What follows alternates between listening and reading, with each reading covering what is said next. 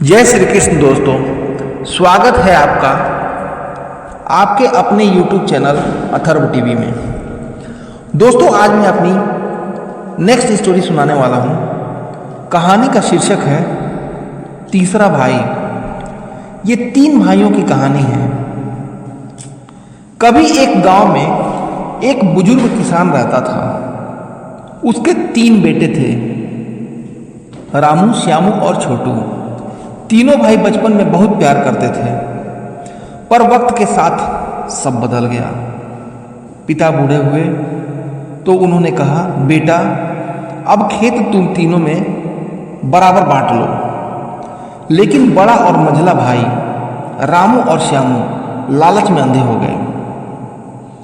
उन्होंने नक्शा बदल दिया और छोटे भाई छोटू के हिस्से में सिर्फ पत्थर की जमीन छोड़ दी। छोटू बोला, भैया ये तो मेरे साथ अन्याय है। पर दोनों ने हंसते हुए कहा, किस्मत का लिखा कौन बदल सकता है। कुछ ही दिनों में बूढ़े पिता भी दुनिया छोड़ गए। छोटू अकेला रह गया। सूखी मिट्टी में खेती करने लगा, लेकिन दिल में कभी नफरत नहीं आने दी। उसके साथ बड़ा अन्याय हुआ था दोस्तों। उधर रामू और श्यामू के खेत बड़े थे, पर उनके दिल छोटे हो गए थे। दोनों में झगड़े शुरू हो गए, कभी पानी के लिए, कभी रास्ते के लिए। और फिर एक दिन तूफान आया। बारिश ने सब कुछ तबाह कर दिया। रामू का अनाज सड़ गया, श्यामू की गाय मर गई। दोनों के पास खाने तक को कुछ नहीं बचा। थके हारे वो गांव में मदद मांगने निकले, लेकिन किसी ने दरवाजा तक नहीं खोला। सबको उनके कर्म याद थे। अंत में दोनों छोटे भाई छोटू के घर पहुंचे। छोटू ने दरवाजा खोला, दोनों को देखा।